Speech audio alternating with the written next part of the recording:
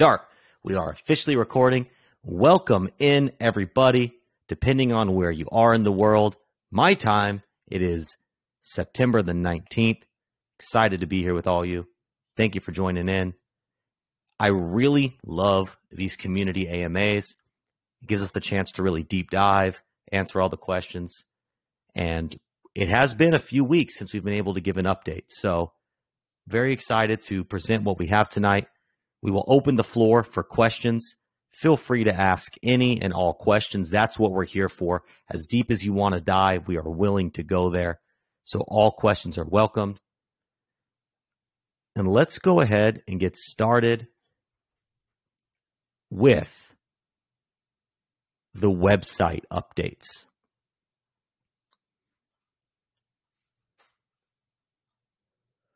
So, though some of you may have noticed that we have released a new version of the website. RIP, the old website. It was nostalgic. If you ever want to check it out after time goes on, you can always go to the Wayback Machine and revisit it. But we're going to lay it to rest because we are upgrading, we are moving forward, and we were able to launch a new, professional, stronger website. And the even more amazing thing is that it's not done. So we will continue to build on it. We are still going to release a blogs portion, a merch section, as well as a resources section where there will be videos, statistics, articles, helpful links, a hub for crypto education, and an incredible tool for SEO as well. So the website will continue to be iterated on. It'll get stronger. It'll get more in-depth, and it'll be refined. We know that there's a lot of language on there. The website's very wordy right now, but there's actually a purpose for that, which we'll go into here in a moment. And the iamcrypto.net website, if you go there right now, you're still going to see the old website. We're working on getting that forwarded to the new site. The delay there is the dev team is rebuilding the points table from the first sacrifice set. They're rebuilding it and reworking the graphics on it. So while they build it natively for the website, we are just forwarding the new website to the old points table. And that's why we're not able to forward from iamcrypto.net to internetmoney.io right now. But we're aiming to hopefully within the next week for that to be complete, the points table be up on the new site, and iamcrypto.net pointing to internetmoney.io. The next section we're going to get into is marketing. Before we do that, Don, Carrie, or does anybody have questions about the website?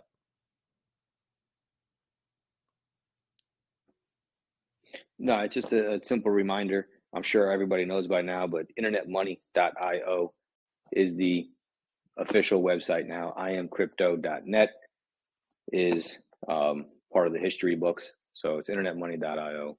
And all of our socials are also at internetmoney.io. So everything is clean, consistent, easy to follow. Great point. All right. Moving on to marketing. So when I said in the website update that we'll get back to the wordiness of the website, part of that ties into marketing. We actually just started a partnership with a marketing firm. They are incredible at what they do.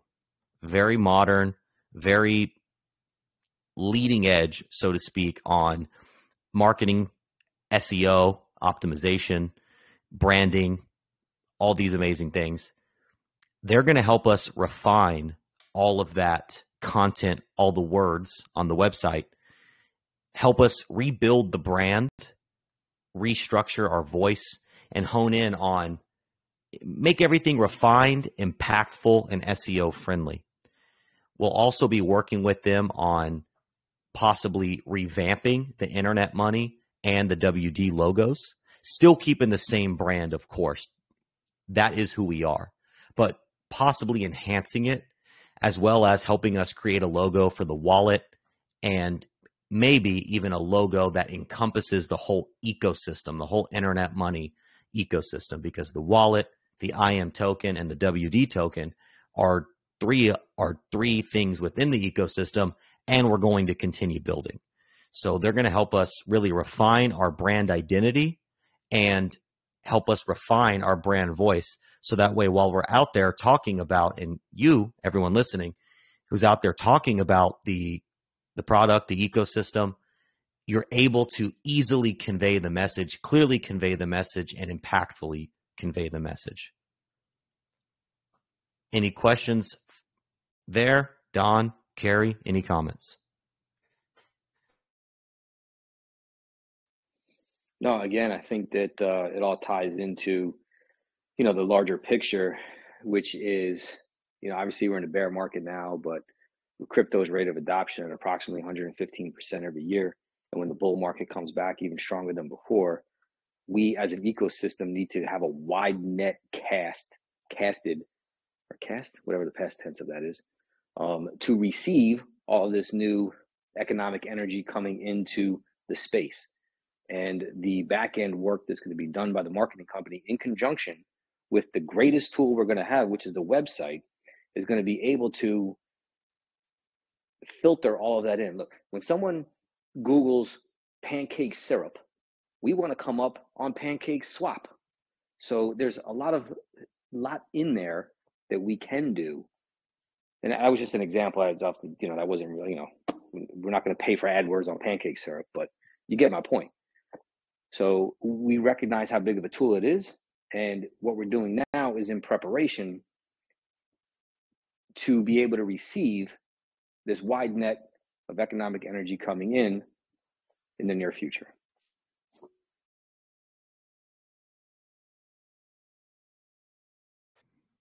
Well said.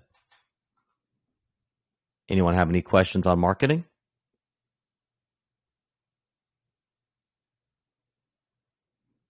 Okay. And one other point I want to make on marketing too is I want to give a big shout out to our community member, Karobi.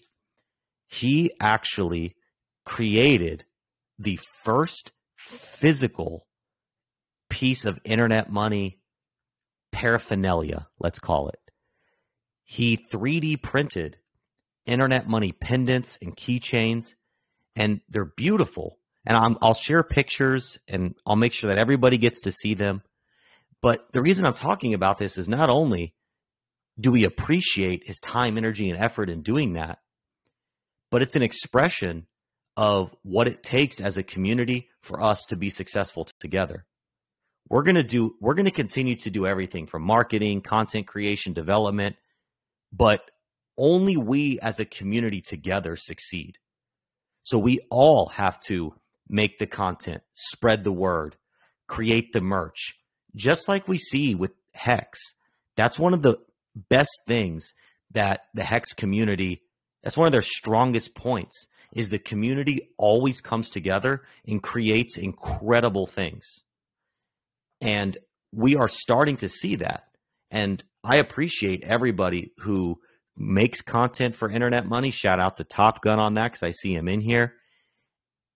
I appreciate everybody who makes the content, spreads the word, likes the tweets, retweets the tweets. We as a community will be successful together. And there's actually even a community member. They may have they may have said something themselves, but we're working in the background. They're actually going to donate their car to have it wrapped by internet money stuff. Now, we didn't reach out to them for that. They reached out to us for that. And so that's something that we're going to work together to achieve with them. And as we continue to do this, we'll continue to permeate into the ethos, and our brand will only grow, become more recognizable, and become stronger. And then we all succeed when that happens. Moving on from marketing. And if you come up with the question, write it down. We will come back for open questions. I want to talk about the Vegas experience. So first of all, what's up, Brissology? Shout out. Had an awesome time with him there.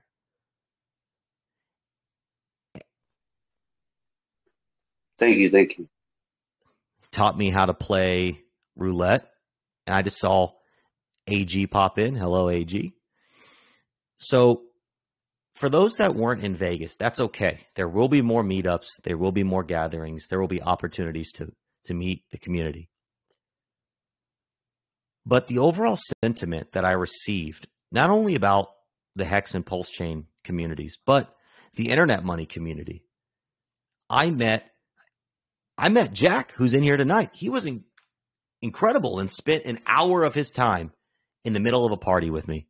I met and spoke with K4K, RG3, Gerardo, Crypto Coffee, Jesse, Long Vacation, all these incredible influencers, Jim Rat Crypto in our community. And on top of that, I met and got to connect with a lot of people that you don't get to see on the screen. I met what we like to call sacrificers in the wild, people who may not have a public voice, but definitely have an impact on people and also support the project. And everybody I talk to, and sure, you could say that maybe nobody would say not anything negative to my face, but everybody that I talked to and spoke with had only high regards for the project, for the team, and for our community. And so I think we are making an impact in the space, in the community. And I think that out of this experience that I had in Vegas, I think that it made the community support for internet money much stronger. And so I just wanted to share that sentiment with you all.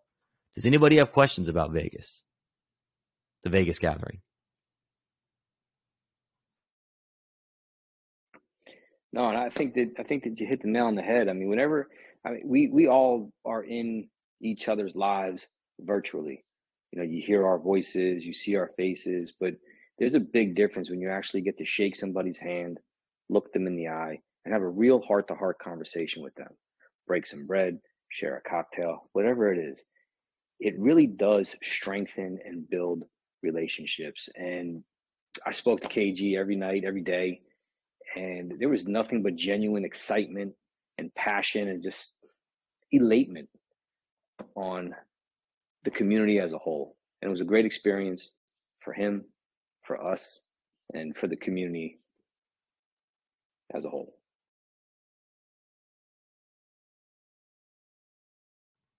It was. It really was. I will definitely be going to more meetups. I hope I get to meet all of you someday. All right. Next topic. I know everybody has been seeing me pump out a lot of content about various projects, about the ETH POW, the ETH Fair, this whole situation. And I want to set some context. I know I put the message in the chat, but I want to set the context around it that it's not only for education, because I think these are things that we should all know. And I legitimately enjoy educating my fellow human, and especially in the crypto space. I'm very passionate about this space. But it's also incredible for outreach and engagement. Internet money has been getting a lot of eyes because of this. Right now, I am one of very few, literally, when ETH POW launched, I was the only video on YouTube of anybody showing you how to interact with it. Now, there are a few people, but I'm still a handful of people making content for this very hot topic in crypto right now. And so in the last couple days of alone, my subscriber count on YouTube has increased by about 30%. My videos are overnight basically getting in the thousands. Now, I haven't hit, hundreds and hundreds of thousands, but still, we are getting incredible content engagement, and it's bringing eyes to internet money. And so when I post these videos in the chat, I recognize that a lot of people may be in here for internet money content only, and I actually appreciate that. It makes me feel awesome. But when I post these videos, even if you just go drop a like, drop a comment, drop a thumbs up on it, anything to trigger these algorithms, because by bringing eyes to my channel on this content, it brings eyes to internet money. And whenever the wallet's actually out, this is where it gets really incredible, because all these tutorials and content I'm creating is still with MetaMask right now. And so every single video is MetaMask, MetaMask, MetaMask. But soon, all these videos are going to be Internet Money Wallet, Internet Money Wallet, download the Internet Money Wallet. It'll be all these tutorials and thousands of eyes on the wallet and on our ecosystem. So we got to keep that momentum going and keep the awareness around internet money building. And that does mean engaging with other communities. So bear with us while we share this content that isn't directly internet money. Know that it is inadvertently benefiting our ecosystem. Does anybody have any questions there?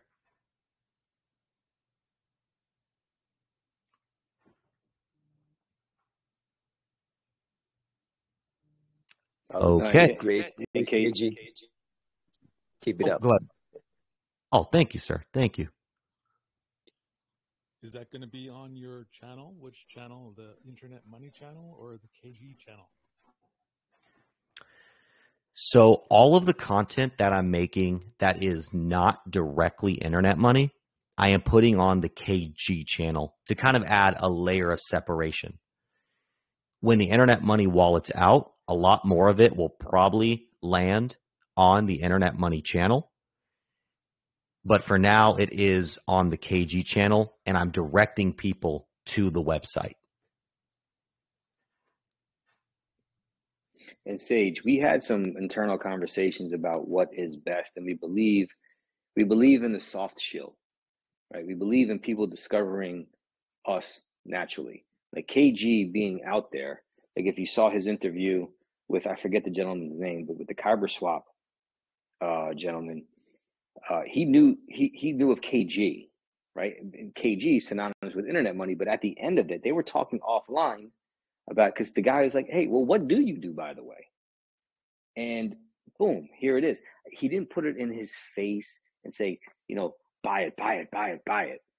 So there's a big difference when, you know, somebody stumbles upon something that they realize is a great opportunity, as opposed to being told is a great opportunity. So the layer of separation offers the soft shill, so to speak, where you can't avoid seeing internet money on KG's channel.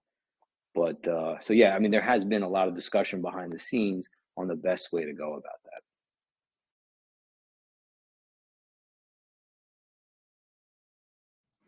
Oh yeah, there's a lot of power in the soft shill. A lot of power.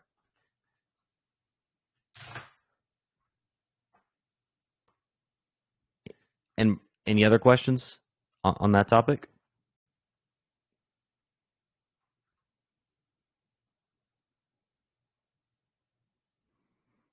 Okay. Moving on to the wallet details. All right. I'm very excited to give these. If anybody has any questions about any of these topics, feel free to ask. Happy to dive as deep as we're able to go right now. I want to start it off with saying we are officially in alpha testing on all 3 platforms. So I currently, right now, personally, in my hands, have a build or an alpha version of the app. An early version, there is the word I couldn't think of the word early.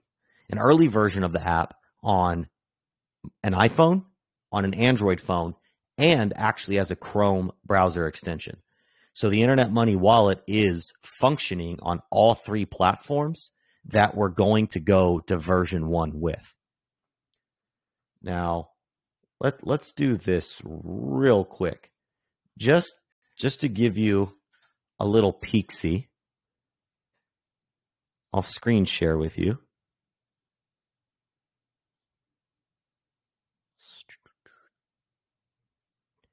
So if you can see that, if you're on your phone, I'm sorry, but check this out. And so you'll have to ignore some of the verbiage and stuff. Again, we're still working out all the kinks, but this is me signing in, entering my password into the Chrome extension. And here it is in the small window. We haven't built out the full screen version yet, but here it is. I can successfully connect to networks. I even added, I'm on ETHPOW right now. So you can add custom networks. You can send and receive transactions. And, you can access some settings. And again, we're still building out some of the pages. Let's see, that was broken there. And that's why this is alpha testing and not in the hands of the public right now, because, we're still working through some of the obvious kinks. But here it is on Chrome. If you want, let's see, where am I at? I don't know. I was going to say somebody could send me some test stuff, but I don't even mess with that. But yeah, so there it is on the Chrome extension. And again, it's also on iPhone and Android too. So we are definitely making good progress. We are actually still on pace to achieve private beta, which means a smaller group of people testing the wallet on iPhone, Android, and Chrome. We're still on pace to achieve that by mid-October, so about a month from now. And then sometime in November, aiming for mid-November, we will have a public beta. And by public beta, I mean that anybody will be able to download the Internet Money wallet on iPhone, Android, Chrome, and test it out. And of course, when you download the beta, and we'll push out these disclosures and disclaimers a lot harder when we get to this time, but you will be able to connect to real networks. You will be able to inject real money into the app. But we're going to encourage you while you're in beta to not do that. There could be a bug, and that's why we beta test, is to find those things that you only find when you give it into the hands of people. So when you get beta in your hands, we would suggest and recommend not putting in real funds. But ultimately, still on pace for public beta mid-November. Hey KG, I have a question. What's up, buddy? I'm just I'm looking at my current MetaMask wallet, and I just don't see like an easy way to make a signature.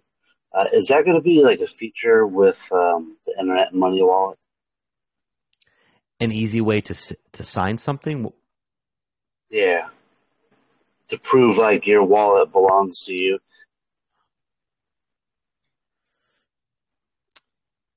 That's a really good question. Could you give me an example of where I would utilize that?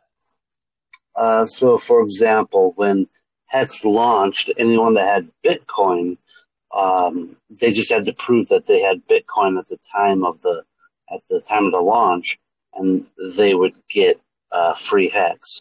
And then the way that you do that is by making a signature with your wallet, and then you just put that into the website for Hex, and it would give the wallet that you put down.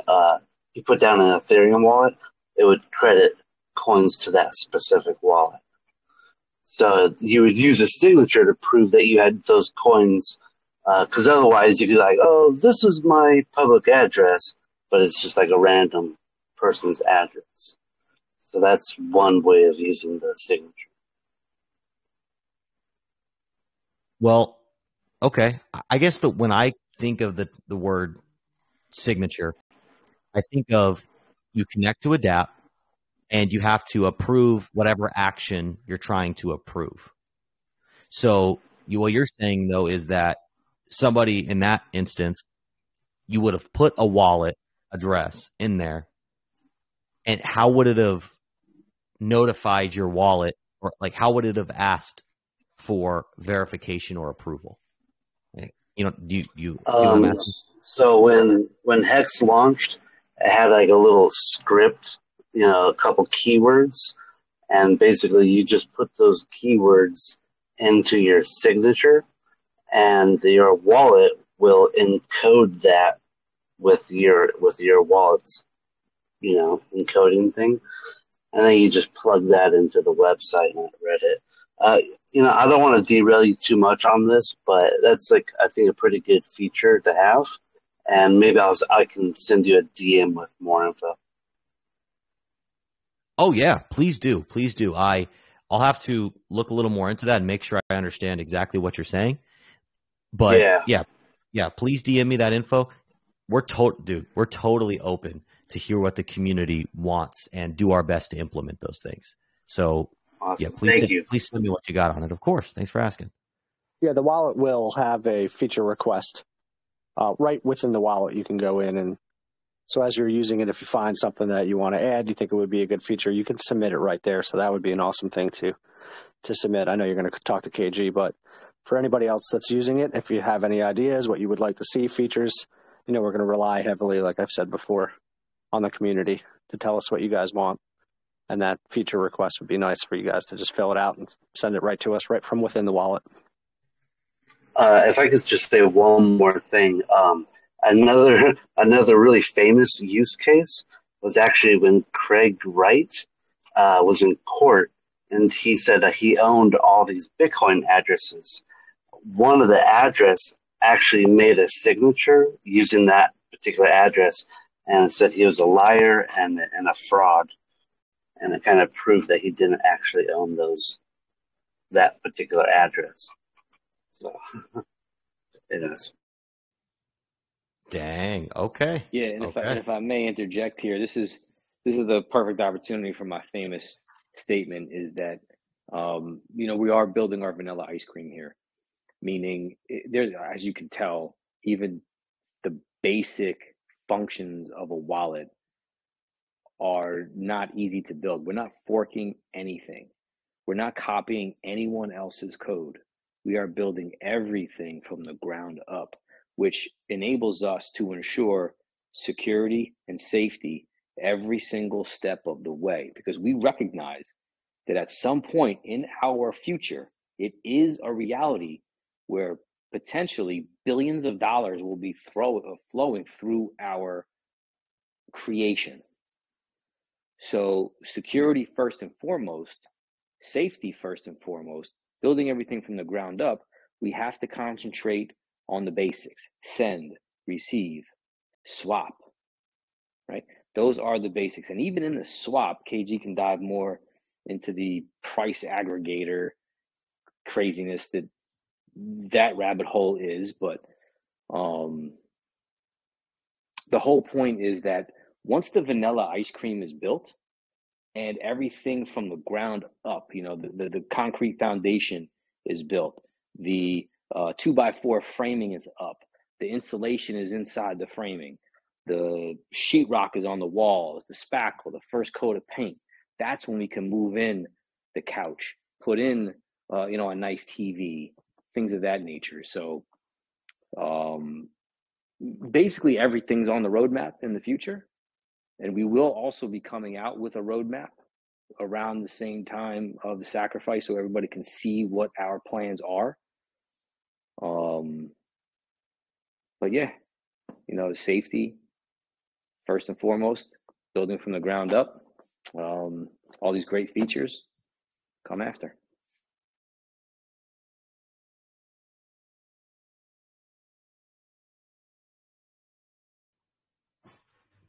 Well said. Does anybody else have any questions on that? I will deep dive on some other things, but I just want to make sure everybody is good where we're at before I continue forward.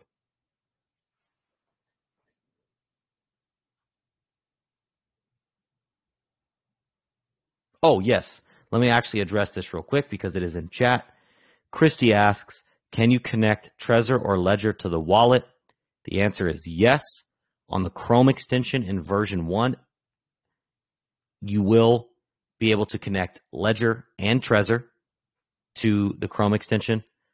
And it's still up in the air if we're going to get the hardware wallet support on mobile in version 1. But if it doesn't happen in version 1, it's definitely on the early roadmap for mobile.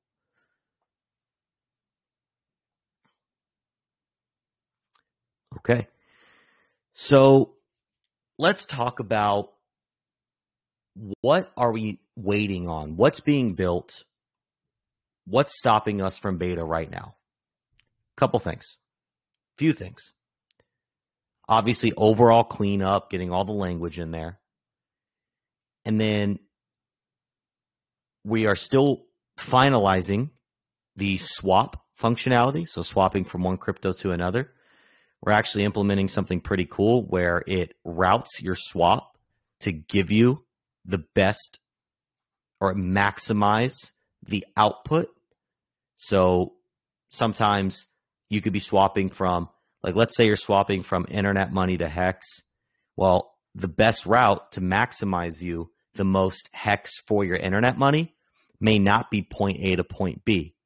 The best route to maximize your output may be point A to D to C to B. So we actually aggregate that swap to give you the maximum output for the asset you're trying to swap into. So that's still being finalized. Oh, go ahead. Whoever that was. I was going to ask if would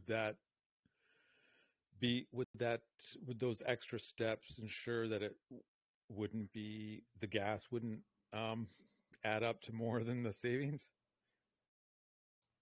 Right. So that is part of the conundrum we're working through. And one of these solutions that we are considering is doing a maximum return setting and a most gas efficient setting. You know, you can obviously customize your settings, but for ease, you could prioritize, do I want to save gas or do I want to maximize my unit per unit output? And that's how we're thinking to solve that problem. Yeah, obviously on PulseChain, that might not be an issue right away. But on the other chains, I could see people adjusting that lever and seeing where their priorities are. Sure. And especially if it's smaller trades. I mean, if it's a difference of $2 in gas versus $10 in gas on Ethereum, I could definitely see that being more of a consideration.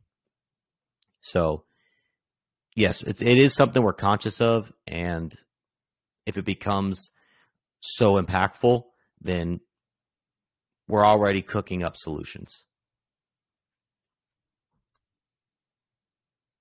Good question, by the way.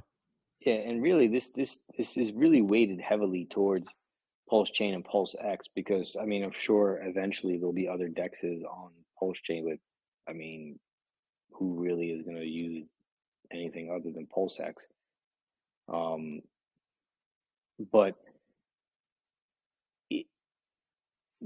if you're on some of those other dexes, there are tools that aggregate some of that automatically already, and you have to just aggregate those dexes. So with PulseChain and PulseX being the only dex, it's more important to focus on that. So gas, yeah, of course it's going to cost something, but in the beginning, how much is gas going to be? So I think there's a small level of, you know, X amount of dollars, which I don't even remember what it is, but it's a small number where, you know, as long as the gas doesn't exceed X, the swap won't get hurt by the gas. So there are equations to input into the script that can monitor that and execute.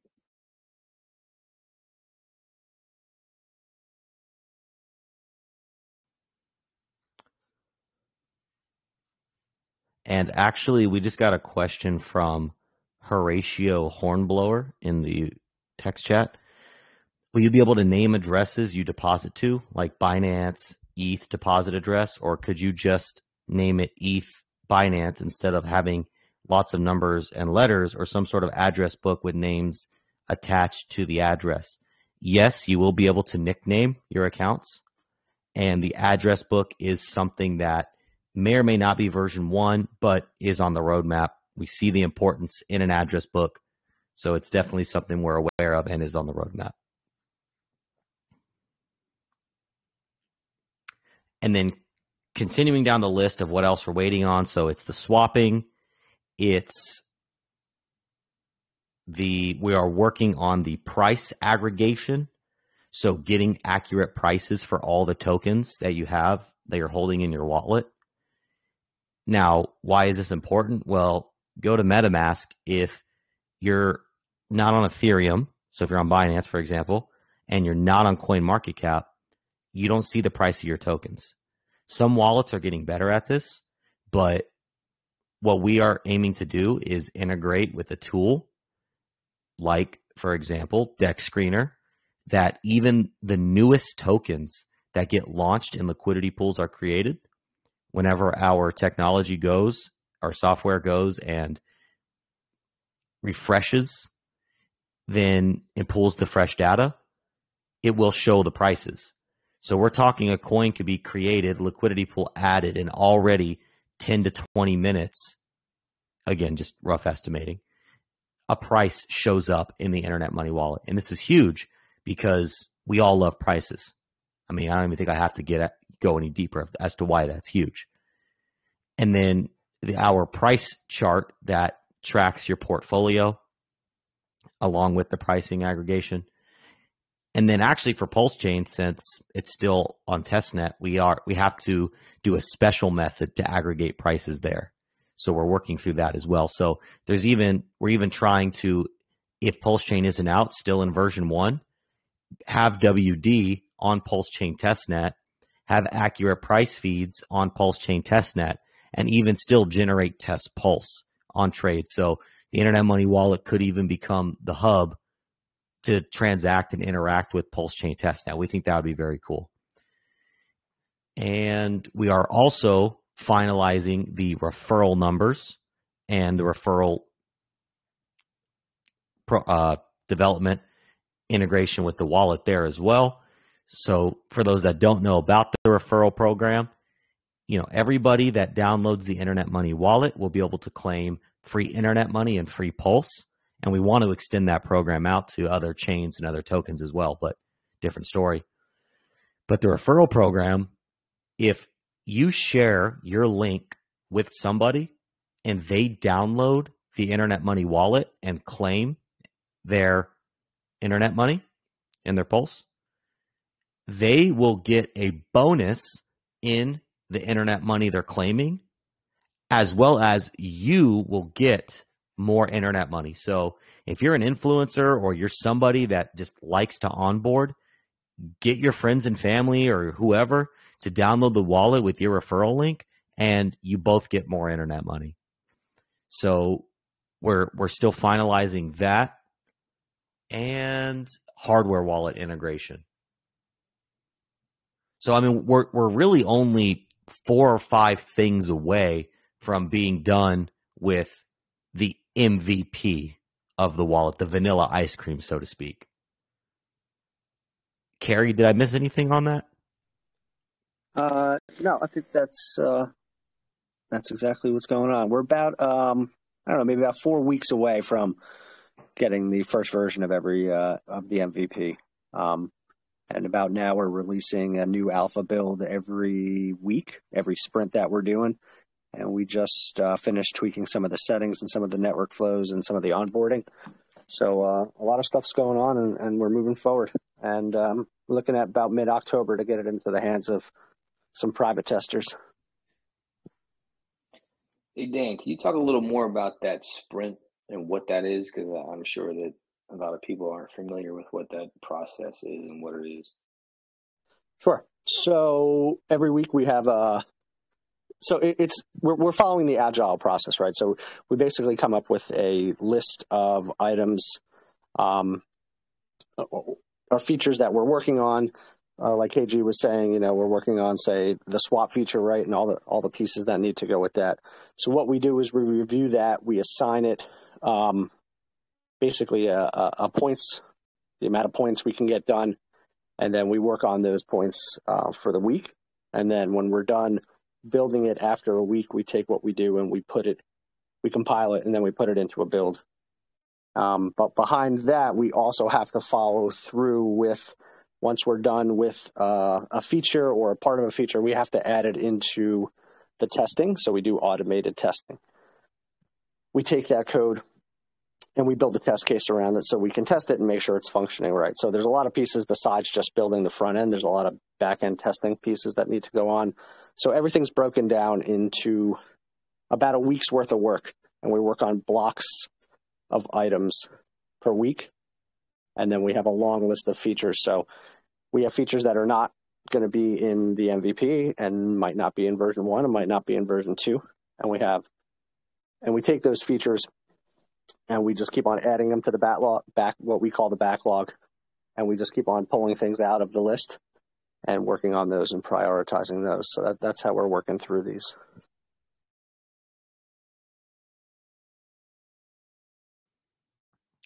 Yeah, great explanation of that. And I think it's important to talk about that. Good call, Don, because there is a lot of this process that goes unseen. And so what Carrie just described is a big part of that. There was a lot of back-end work and back-end organization and nitty-gritty details happening. And which is actually the perfect transition into, I think, security and the importance we are paying in that attention to that. So like Carrie said, there is automated testing that happens, which is effectively robots, AI type programming that scans the code for vulnerabilities and problems. Then we move to, once our code is complete, we have security audits. Now, we officially engaged with Certik. So we've started the process of working towards getting a security audit by Certik. They are going to be the first company that audits our code.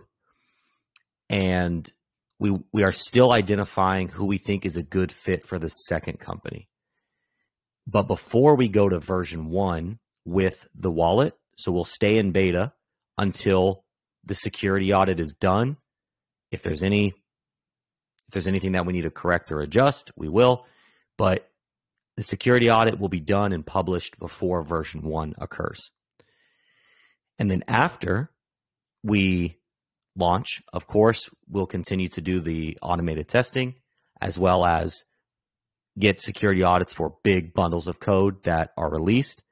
And then one thing that we want to work towards, we don't have an exact time frame for when this will occur, but we want to work towards open sourcing the code because we believe that to be a very important security feature, because then not only do you get robots testing it, professionals testing it, you get community testing it and community and peer review. So, but there are a couple caveats to that.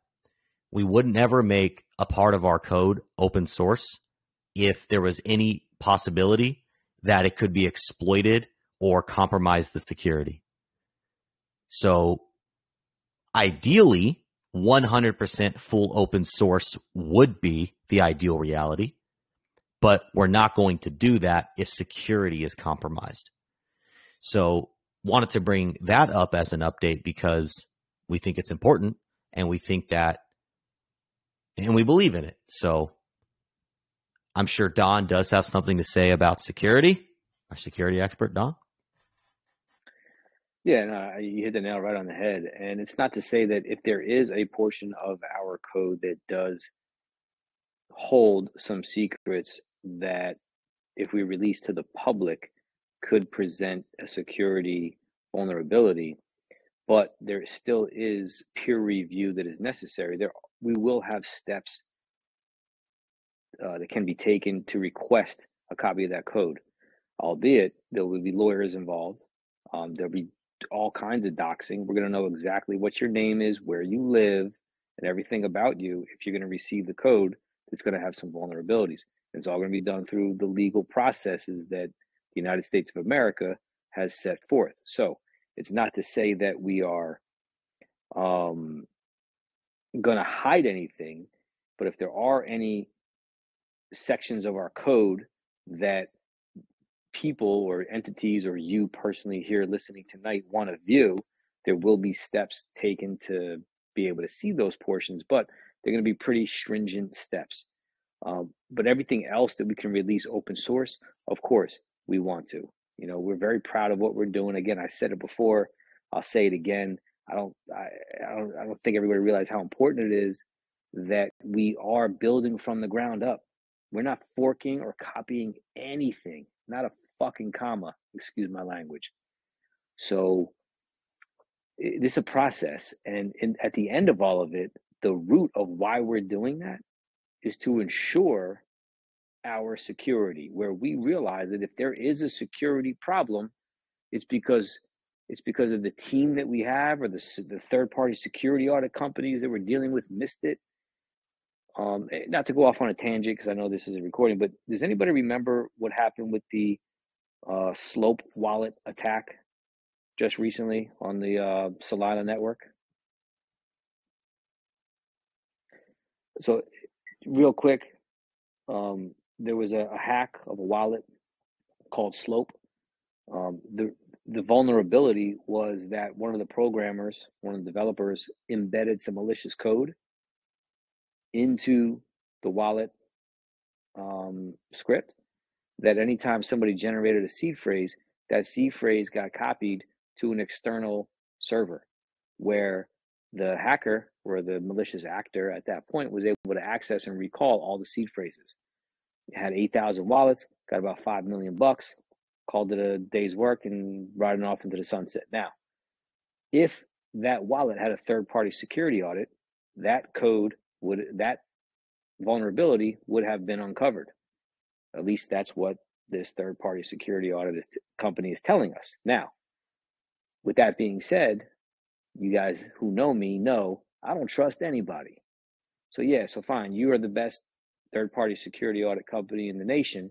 We'll hire you first, but then we're going to have somebody check you, just in case you miss something.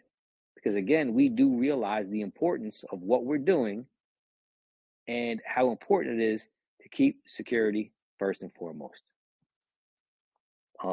With that said, I'll flip the mic back to KG, because as you know, I can go on for days on this subject.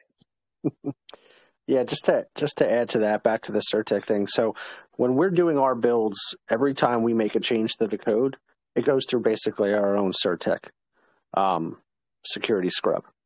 So we're always checking for vulnerabilities, whether it's the way the code was written, or version of the software has some sort of bug or an opening in it, and we're running version 2.1 of the software, and now we need to update to 2.2 to fix the bug that was in 2.1. So every time we do a code change, it goes through that process. So we're scanning the code all the time.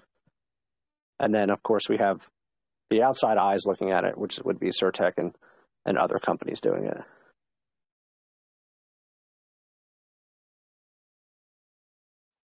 Yep. Very good. All right. Does anybody have any security questions?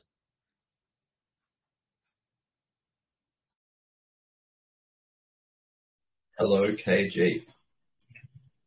Hello, Hexponential at WinWin. The revoke thing, super cool. Yes. So what Hexponential is referring to is, if anybody's familiar with revoke.cache, it's a piece of technology that scans your wallet and or your address and what you've connected to, or sorry, what permissions you've granted into your address, and you can revoke them. So for example, if you go into Uniswap and you're trying to swap from one token to another, well, you have to give Uniswap permission to interact with your address and utilize those tokens. Well, revoke.cache, you can revoke that access. So Hexponential was talking about integrating some kind of technology for that into the wallet. And definitely something that's on the roadmap, and definitely something that we aim to do, because we think that's important. It's really cool. Giving the community those tools, so cool. Exactly. You should. I should be able to navigate over, see exactly what permissions I've granted, and revoke them. And this should just be a clean UI right at my fingertips to do that. I completely agree with that. It took me a little while to understand, like an embarrassingly long amount of time to understand, that once you've launched, I can delete MetaMask. Wow. I am honored. I don't care how long it took you. Like, I'm not sure if everyone else has realized that we just won't have MetaMask anymore. We'll just use internet money and enjoy better experience. That really is the hope and the aim. We want to render MetaMask useless because they've left themselves wide open to do that. Their features are replaceable, and improvement upon them approachable. So they let themselves wide open. And the fees that they generate are not going back to the community, which, as you know, WD does that. And think about how good that is for the ecosystem. Whereas if everybody in here in our ecosystem, whether your favorite asset is WD, Internet Money, or Loan, or Watt, or Pulse, or Win-Win, or any of these other tokens out there, PulseX, Hex, of course, right? If these fees that we're generating are being divided amongst all of you, holders of WD, from different communities, as the work that KG is doing, trying to get that ETH PAL community in, that ETH Fair community in, every other community out there, trying to get them in. Now, when we're not in here or in our community, we're out there in other communities trying to get eyes on us. So when that economic energy comes to the wallet, it's then going to be redistributed to the WD holders. And then in turn, you're going to get Pulse or ETH or BNB, and they can swap it into any other one of your favorite assets, hopefully within our ecosystem. MetaMask isn't doing that. None of these other wallets are doing that. That's why our tagline is by the people, for the people. Because that's exactly what this is. That's what crypto is, too. That's what it should be.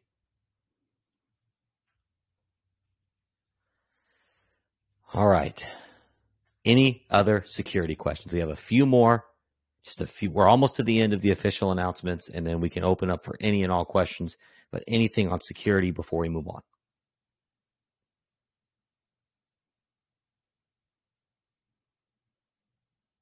Hearing none, I shall proceed. Sacrifice details. Almost ready to give them. And I know saying soon is an announcement the PulseChain community loves, but soon you will have sacrifice details. We are pretty sure we have the game theory worked out. We are pretty sure we have the assets we're going to accept, and it is more assets than last time. We have Don.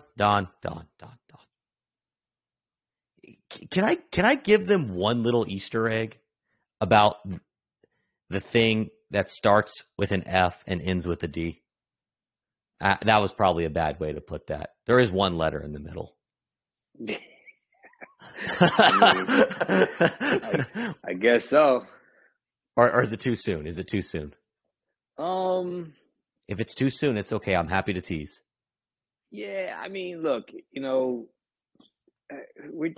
we wear our hearts and minds on our sleeves, and we're human just like you, and all this weighs heavy on our minds, and we want to do the right thing.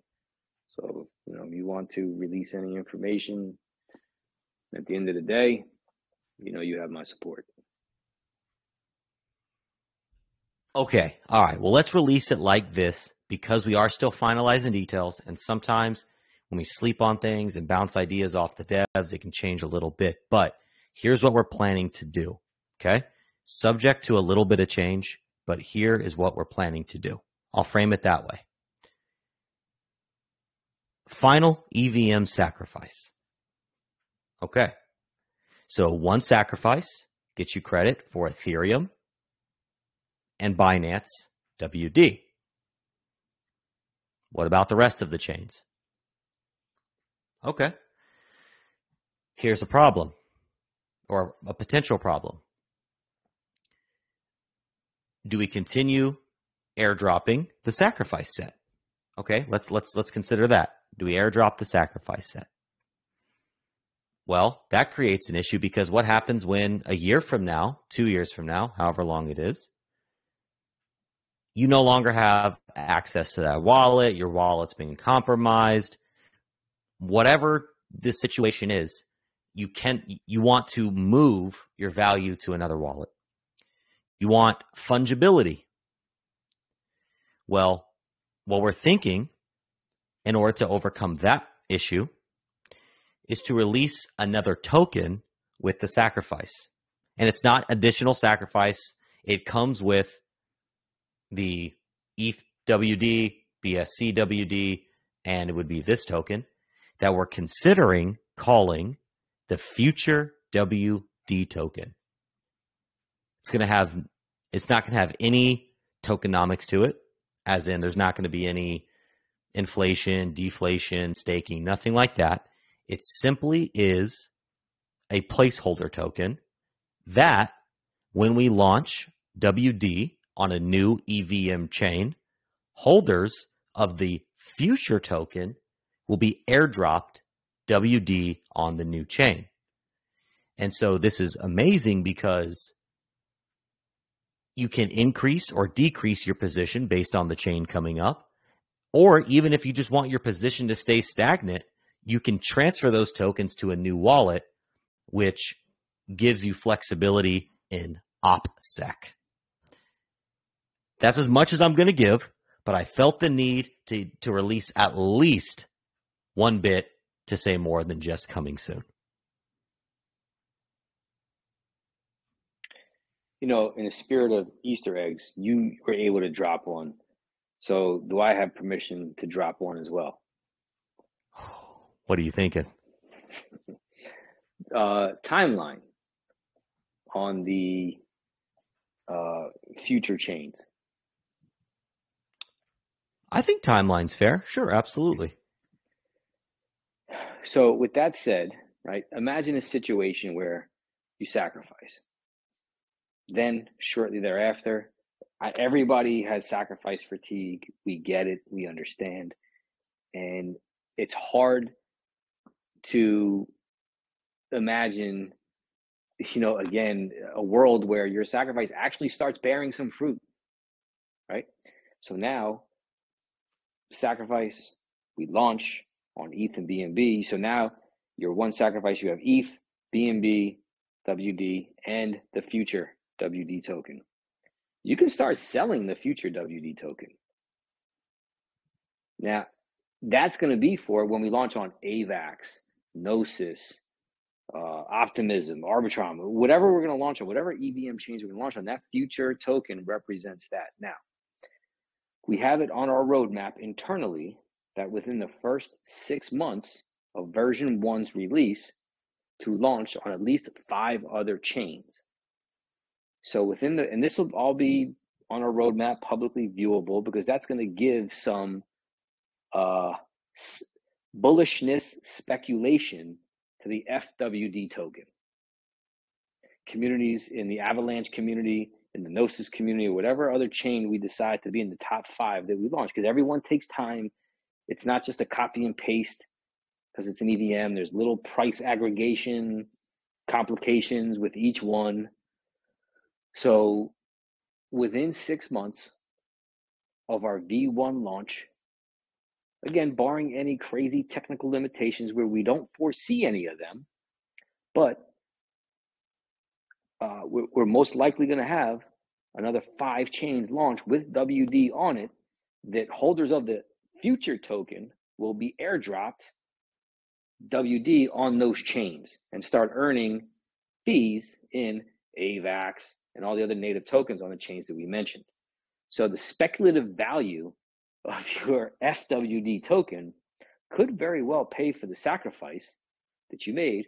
And now you have ETH WD and BNB WD in the next one. And those lucky enough to have been involved in the first sacrifice for WD on PulseChain, which we are going to honor that set.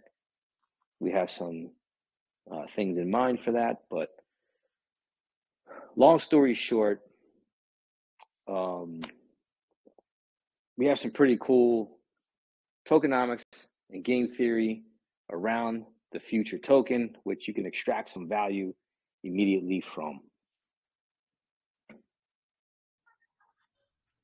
No, I think that's a very good Easter egg, because you're right. It is going to come out on the roadmap.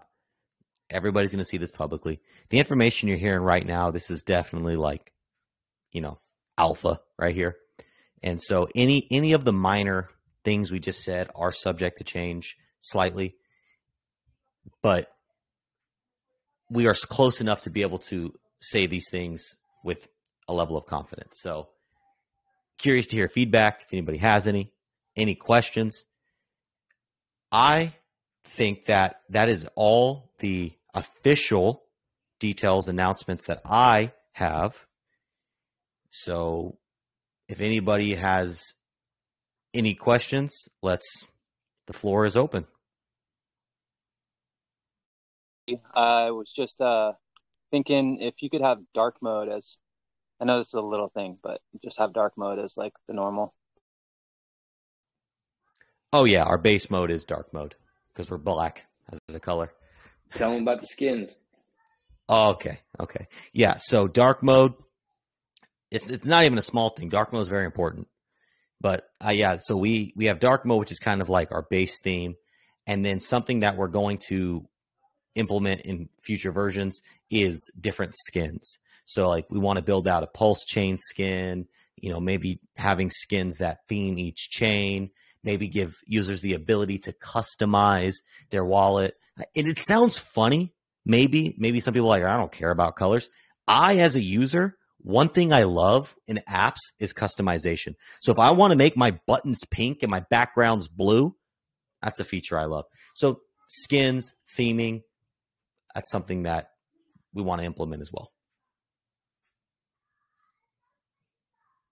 In Twitter Spaces, how when you're talking, people can be giving you thumbs up and little loves hearts and stuff.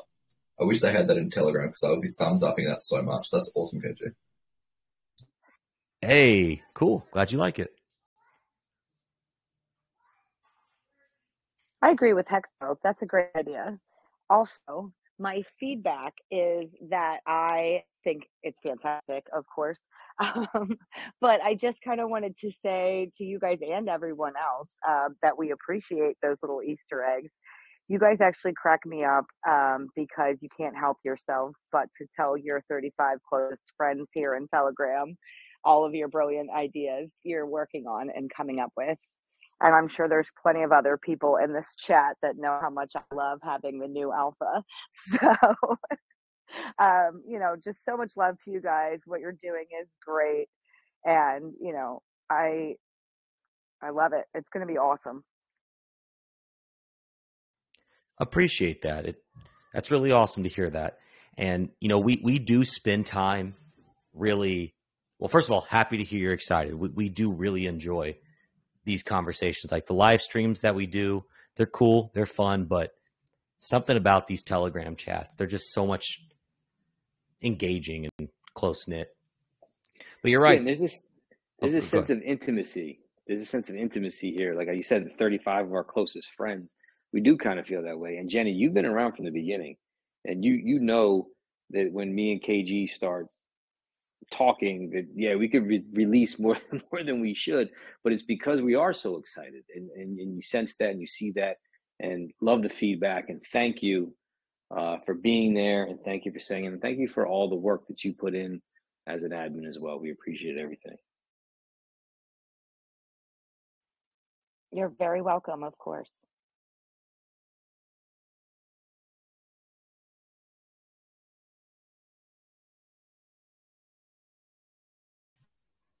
Very excited about the little bits of tidbits we've been hearing.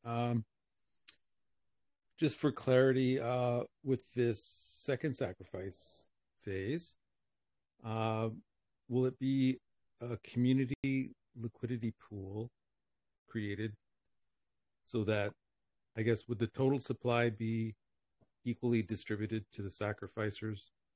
And then they would have to create a liquidity pool in order to get it out into the community for future drops. So that's actually a great question. So to clarify, are you talking about the future token or the WD token itself? The future token, which I assume you will be receiving when you sacrifice. Correct. So that one is a little different when it comes to creating liquidity pools. And that's one of the details we're still discussing is that a liquidity pool we create, which, full disclosure, we as a group, company, project, we are keeping some of the WD supply. That's part of our revenue generation as a business. So by us as the company team providing liquidity with our future token, that's us giving up future revenue as a company. So there's complications when it comes to us providing liquidity for WD and for future WD. So it may be and most likely will be the community that has to create those pools. Not 100% guarantee we may create a pool, but the most likely reality is that. Yeah, but also tell them about the marketplace. That's also a fair point. So one of the things that is a very early feature on our roadmap, like one of the top priorities after version 1 of the wallet comes out, is something that we're calling right now the Internet Money Marketplace. It's actually going to be very, very cool. For those that are familiar with DEXs or decentralized exchanges, example, Uniswap, PulseX, you know that in order to change or swap your assets, there has to be a liquidity pool created. And all that really means is that somebody said, hey, I have token A, I have token B, I put it into a smart contract. And then if person wants to come buy one side of that, they have to have, the token. You're basically loaning your token. Let's not get into the complications of liquidity pools. Okay. Here's the difference.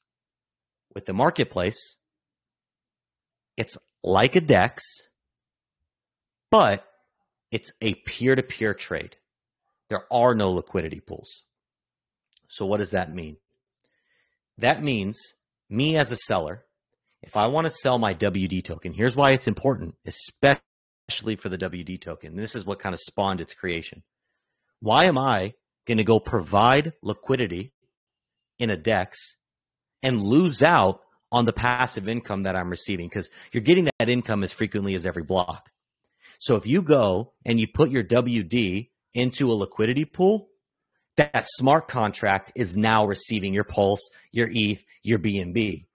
So then there's no, unless you think that you're going to get more revenue by being a liquidity provider than you are from the passive income in the wallet. So the marketplace would allow you, as somebody who wants to buy or sell WD, let's talk about the seller for a moment. I'll get to say, hey, I want to sell 100 WD, or in this case, 100 future WD token, and I'm willing to do that for $1 a piece in the form of USDC. You put the order out there, there's going to be some front-end user interface where somebody can then scan the marketplace and fill your order. It's like an eBay kind of. Maybe we even implement a feature where you can counteroffer. Hey, I like your WD. I'm willing to pay you 90 USDC. And then if that order gets filled, then at that time the swap occurs. But the whole time you're holding your tokens. Now I could boil that down a little bit if anyone has any specific questions, but that's the high level overview. That is the coolest thing ever. Can you make that marketplace work with multiple assets or just WD? Well, I'm glad you asked. So its first and foremost priority is WD. But then the question becomes, why stop the technology there?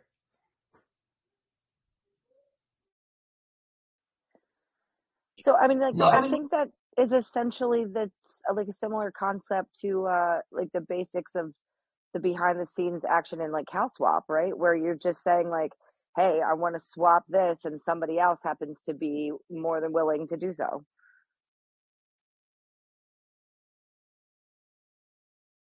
Yes, so it is CalSwap-ish, and I actually have to deep dive more into CalSwap to see where the nuances are different. But I do know that CalSwap is.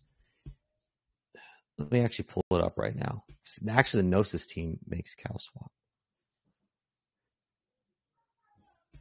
So, Jenny, let me ask you this: CalSwap, they don't do liquidity pools? I only used it once, or twice, maybe. I think twice. But I know like a while back, maybe back in like February or March, Jesse had done a video about it. I don't honestly, I haven't used it in quite some time now. Okay. No, actually, no. It's not the first time that I've brought up the Internet Money Marketplace and somebody's used CalSwap as a reference. And I just looked it up for quick education. Yeah, so it's a Dex aggregator, which we wouldn't be that. So they go out and they search for the best rate on all the DEX. It's kind of like what the wallet itself will do. KG, before that it looks in the DEXs though, it looks in the pool and sees if it can do a P2P. And then if it can't do a peer-to-peer, it then does the DEX aggregation, I believe. Oh, I see what you're saying. So if somebody, but then it would literally have to be somebody at the exact same time. Yeah, which is why it's called COW, convenience of wants. So it's convenient that you want to sell and I buy. And it gives a really cool noise. So my only request would be, if you're going to do anything, you need to have a noise that's as fun as theirs. Oh, I see. Okay, actually, you're correct.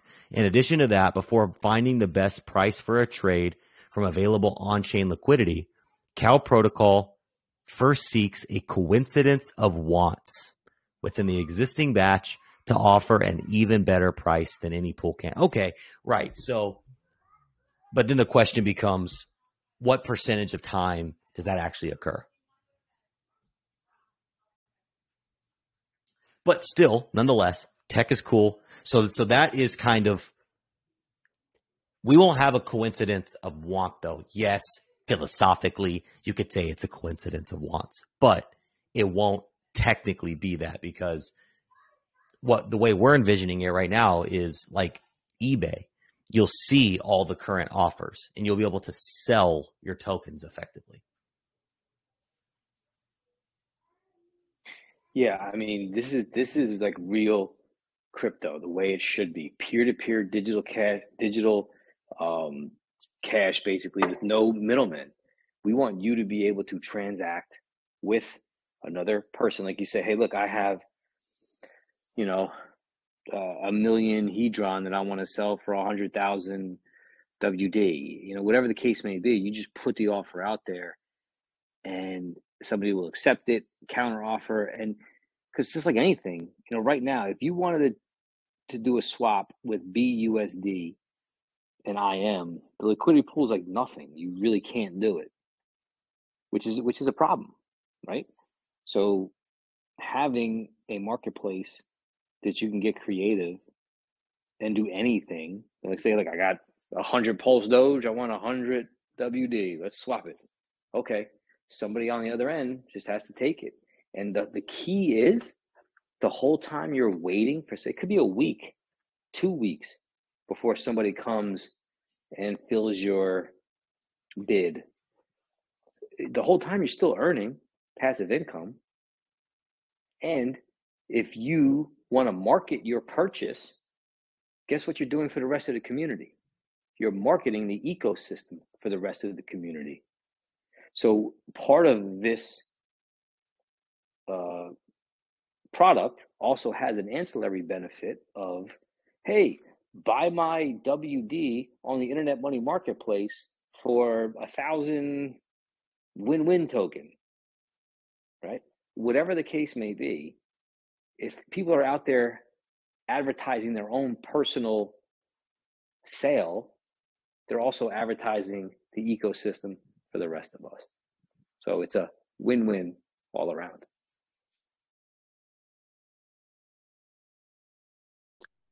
So let's circle back to this future internet money token, right? So the holders will receive that, and there won't be a price associated with it, but you can trade it on the open market, correct? The sacrificers will receive it, and there will be a price if somebody creates a liquidity pool. And good to hear your voice, Benjamin. Glad you're in Yeah, here. hey, what's up, good Benjamin? to see you, brother. What's up? So that's like any other token. Yeah, the future token itself is just a basic ERC20 token. It does nothing special. But the reason it has value is because holders of that token would then be the recipients of future airdrops when we launch the actual dividend token on other chains. Could we spend a minute on speculation price for that around, or that's a very interesting play? That is a very interesting play because there are a lot of factors that could affect the price on that, right? First of all, how much is for sale in the liquidity pool? Okay, the total supply is 2 billion, but what if there's only 1,000 for sale? That thing could be $150. Who knows? Okay, and then you also have buy the rumor, sell the news types events all around it. Because what if we know we're going to launch the dividend token on AVAX? You may very well see a pump in the future price because people are bullish on the AVAX dividend token. So there's a lot of speculative value to this token. Good. Quickly on that, Kenji. Sure. When you do the sacrifice, then you would get the units, on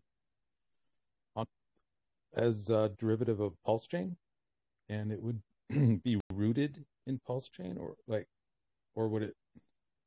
Yeah, clarify this part. Sure. So we are still deciding what chain the future token is going to exist on, because it can only exist on one chain. Because whoever holds the tokens on that chain, or whoever holds the future tokens, are who will get the WD tokens when they launch on new chains. We are considering, and I think what we're leaning towards, is launching the future token on Ethereum and it existing there. Because any chain it launches on is a fork of Ethereum. We want it on PulseChain because then it's like, hey, go over to PulseChain and buy the future token. It's like a marketing event for PulseChain. But then at the same time, if PulseChain's not ready, well, we can't wait. So it's almost like we have to plan to some extent that PulseChain's not going to be here.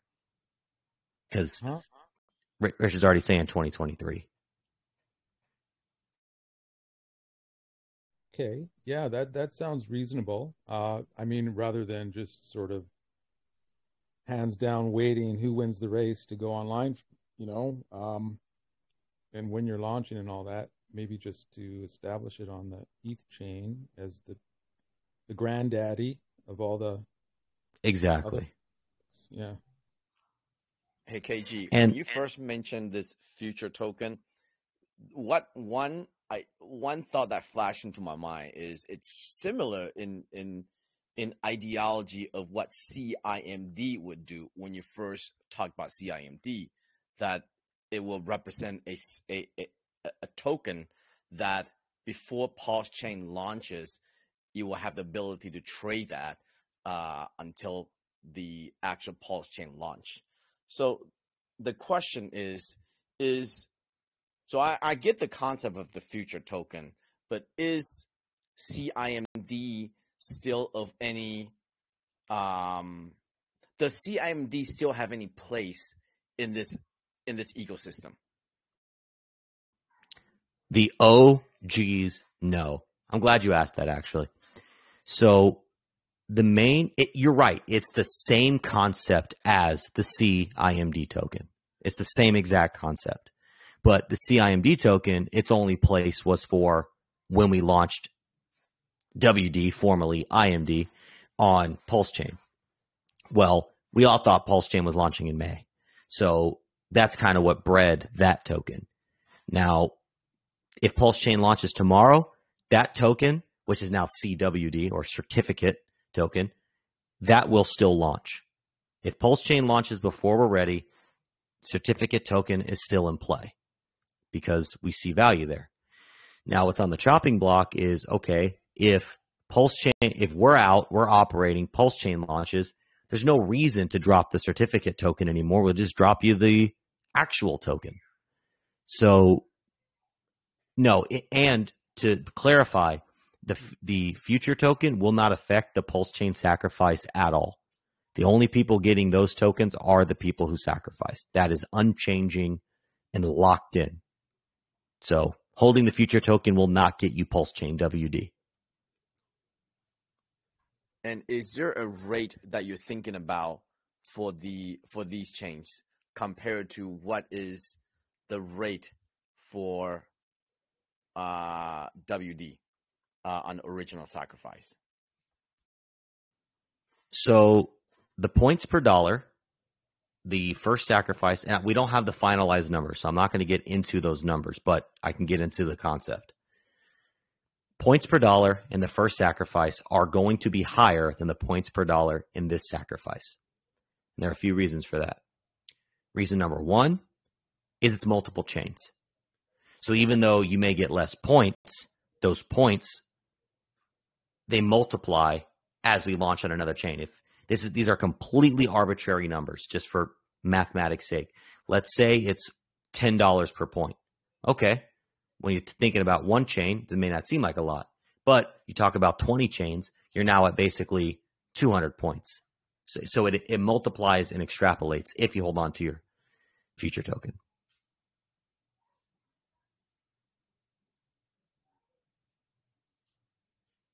And you may have had a second part to that question, but I completely blanked on it. Yeah, and also KG, I'll follow up there too. Oh, right, it was multiple points is what I was. Yeah, okay. Yeah, and I'll follow up there too, which is also, early pays better. When we first had our initial sacrifice, there was no tangible product in your hands. Now there is. So obviously, sac pool A in sacrifice 1, best rate. Sacrifice 1, pool B, second best rate. And the guys and gals that think that they got a raw deal because they got in pool B, you're going to be rethinking that. So sacrifice 2, pool A, will be better than sacrifice 2, pool B. So the structure is gonna remain basically the same, and we're playing with the amount of X's, but there's probably going to be a multiple of X's, but basically have the same core of tokenomics behind the sacrifice. And KG, I want to clarify the CWD questions. I think that so yes, just to clarify that if we launch before PulseChain launches, there will be, or if PulseChain launches before we launch, there will be a CWD token to represent the holders of the WD on PulseChain.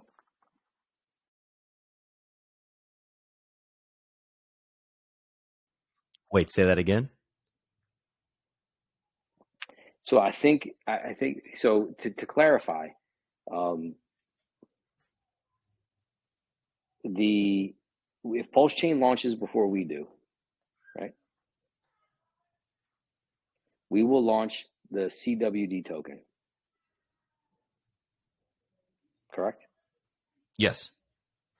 Okay. Just want to clarify. Oh, yes, absolutely. Yeah. Yeah. If PulseChain comes out, CWD is launching. Absolutely.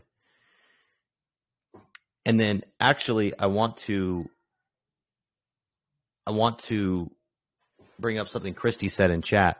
So she's basically asking about acquiring a bigger position for WD.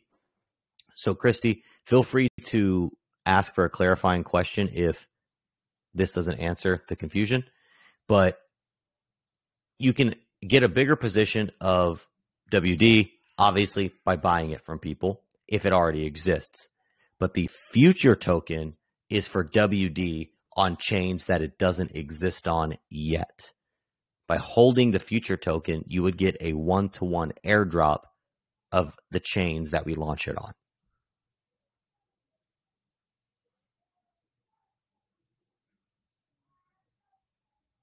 Okay, but will that include? I'm sorry, I missed a little bit to take care of You're kids. okay. But, will this new sacrifice include the PulseChain or no? I'm kind of No, confused. no. So we've got to look at it as, and look, totally cool with the kids. We've all got kids ourselves. You're all good. There, you have to look at it as two different sets of people. The PulseChain sacrifice happened. There is nothing that can change that. Everybody who participated in that sacrifice are going to get the points that you see on your points table. And the only way anyone is getting PulseChain WD is if they buy it from you. That's it. PulseChain's done, locked, supply allocated. It's over. Sacrifice set number 2 is a new set of people. And people who participate in this sacrifice will get on version 1, WD on Ethereum, WD on Binance, and what we're planning, the future token. So you're going to get 3 tokens. And if you don't want to get into increasing or decreasing your position, all you have to do is hold the future token. And then whenever we launch a WD on another chain, AVAX, Phantom, Gnosis, Chrono, whatever chain, you're going to get a 1-to-1 airdrop on that chain. So this sacrifice marks every chain, every EVM chain that we launch on. So it could end up being 10, 15, 20 tokens from this one sacrifice. Are you? Please proceed. I'll wait.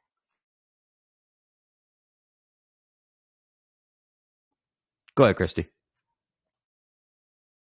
Are you capping it again or no? Yes, this sacrifice will have a pool A and pool B structure, just like the first sacrifice. So, and it will be, the pool A will be capped, pool B will not be. And the pool B would be capped at the percentage total that we give out. So basically, the tokenomics are the same. The multiplier is just different. We haven't decided upon that yet. We'll release that, but still, 70%-ish will go to pool A, and an additional 10%-ish will go to pool B. If that 10% in pool B gets filled, then there will be dilution. But there's no dilution in pool A. You get exactly what you think you're going to get when you sack. I know you guys mentioned something about the people who sacrifice their PulseChain doing possibly something for them. Is that right? Or did I mishear that? Or maybe opening it up to us first? I don't know. So, hey, I would like to second that because that was the question I had in mind. So to clarify, and can you all still hear me okay? Sorry, my headphones started making a noise. Perfect. Okay. So yes, the first sacrifice set will receive some credit for the second sacrifice. So if you participated in pool A and you don't sacrifice another dollar, you will receive some allocation of WD on Ethereum, WD on BSC, and the theoretical future token. So those exact numbers we're not ready to release yet, but you will receive all tokens just by nature of having participated in the first sacrifice.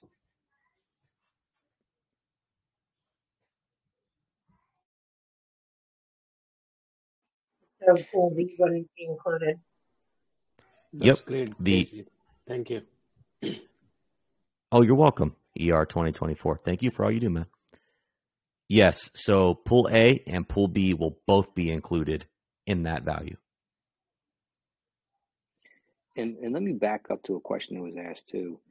Now, the best case scenario for everyone here, obviously, is that PulseChain launches tomorrow.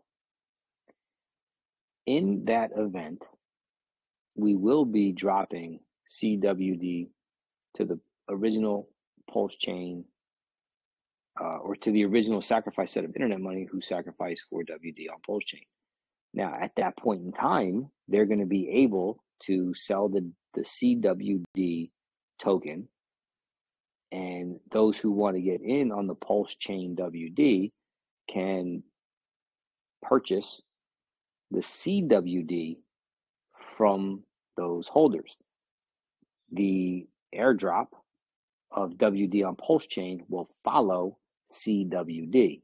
Now, if we launch before PulseChain, that's not going to exist. But again, best case scenario, if people want to increase their position on the PulseChain WD position, the best thing to do is for PulseChain to launch. So just wanted to clarify that.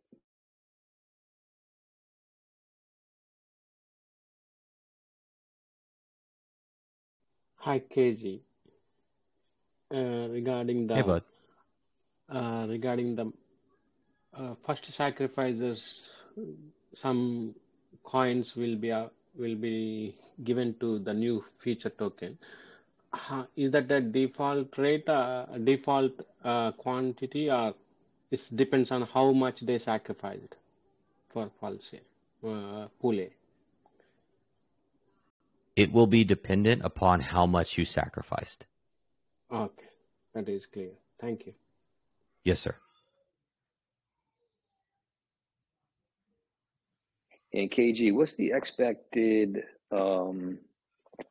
date of release of all of our tokenomics on the sacrifice? Correct me if I'm wrong, but were we aiming for October 15th-ish?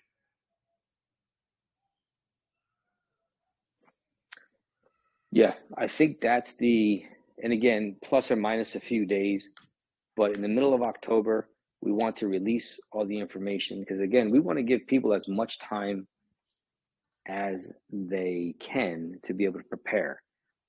But once we put the date and time out and we put the timer on the website, we don't want to change it. We don't want to push it back. And, we're kind of like, our CTO, Mr. Dan Carey, had said, we're in the agile process. But there are certain things we don't want to be agile with. One of which is the date and time of the actual launch of the sacrifice. Because we remember what happened last time, an hour and 54 minutes, pool A got filled. Now we're anticipating it taking a little longer for pool A to get filled this time, because obviously the numbers are going to be larger because we're further along in the project, getting more tokens, yada, yada, yada. The numbers will make sense.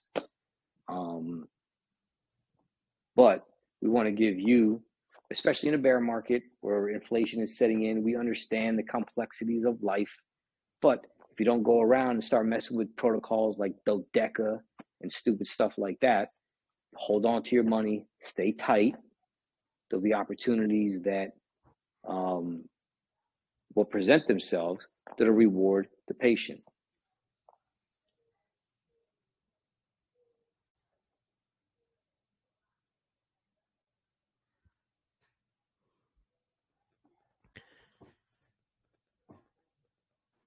You said you're going to release the tokenomics in October, but when will the actual SAC date be? So the actual date of the sacrifice is still, it's becoming more and more refined. We are aiming to start the sacrifice sometime early to mid-November. We want beta to be out, public beta to be out. So probably somewhere around November 15th-ish. Obviously, give or take a little bit of time on either end of that. But when we release, there will come a point in time. So it'll be releasing of sacrifice details. And then as we get a little closer, we'll be able to nail down an exact date with a timer on the website, counting down to the very moment that we release the wallet address. And it will be a different wallet address than the first time. So don't think you're being sneaky, not you in particular, just anybody listening and thinking, hey, I'm going to get my sacrifice in. No, if you sacrifice to the original address, you're not getting any credit. I'm sorry.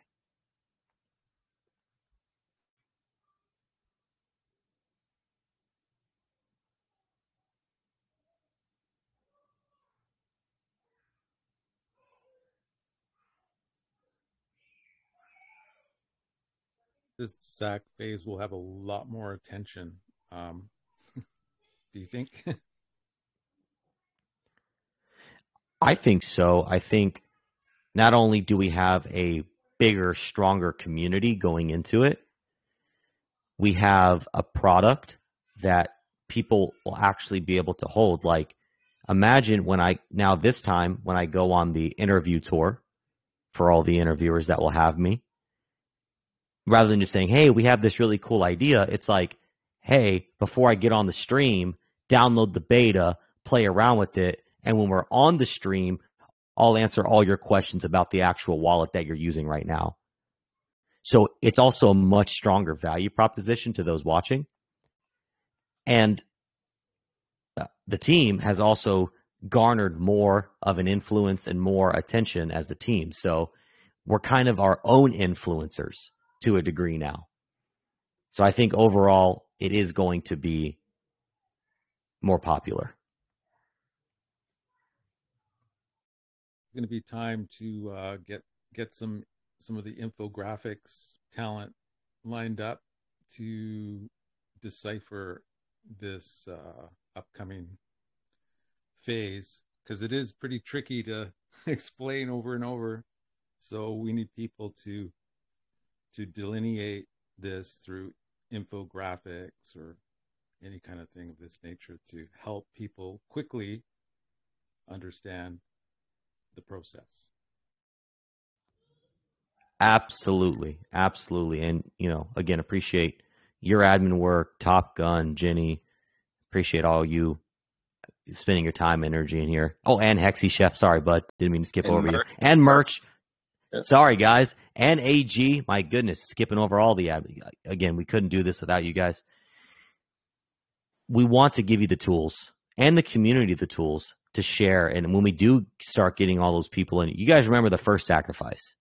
There was question after question, which is great. We love answering them, but we want to give you the tools. And that actually reminds me, we didn't talk about this. One of the things we're doing is we're creating an explainer video for WD.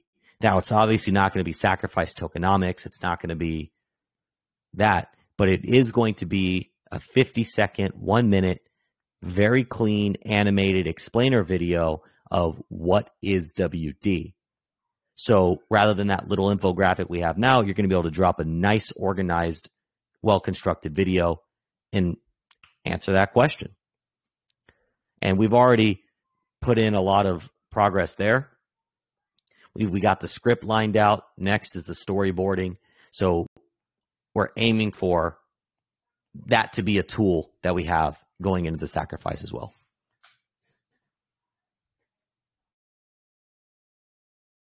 I'm sure you're aware of this, but that date range is around that HSI auction time too. Right, for Yes, right. That's the first big Hedron HSI auction. In November 13th, I think it is. Yep, November 13th, but then it'll be like that whole week. Well, actually, that first month, but No, and that could actually serve or that could lend itself to be a really good thing for us because, I mean, I guess unless people are sending their dollars into Hedron, but one of the assets we are considering accepting for the sacrifice is Hedron. Easter eggs. Easter Bunny tonight. Yeah, so one of the assets we are considering accepting is Hedron. So if there's all this buzz going on around about Hedron, that could lend itself to be very positive.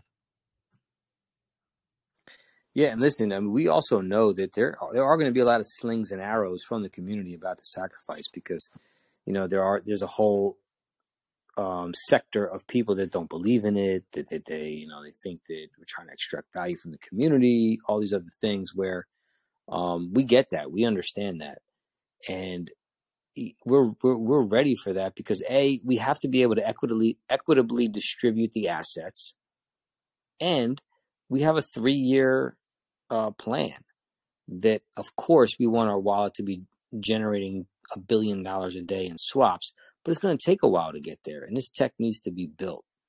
So, you know, as we're out there promoting and doing this, of course, slings and arrows will be coming our way, and it's going to be up to the community as well as ourselves and the people that believe to all stand together and just show the positivity in what we're doing and show how it is going to be adoption for PulseChain, for new users into crypto, for holders of WD, and just be able to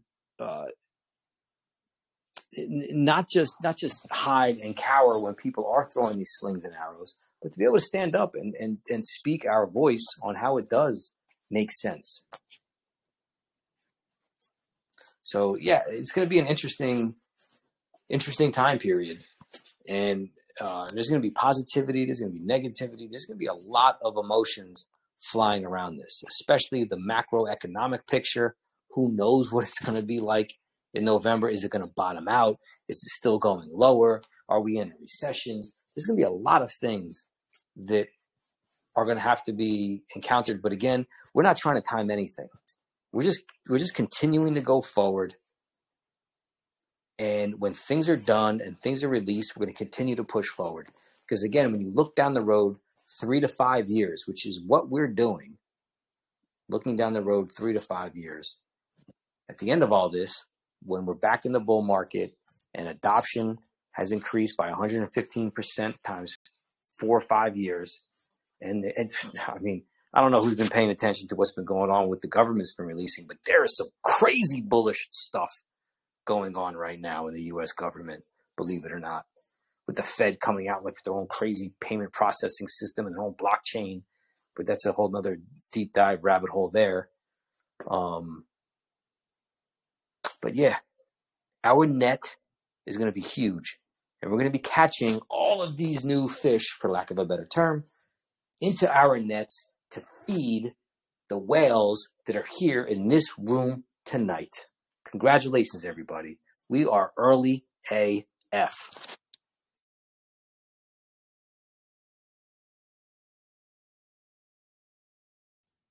Well said, Don. Well said.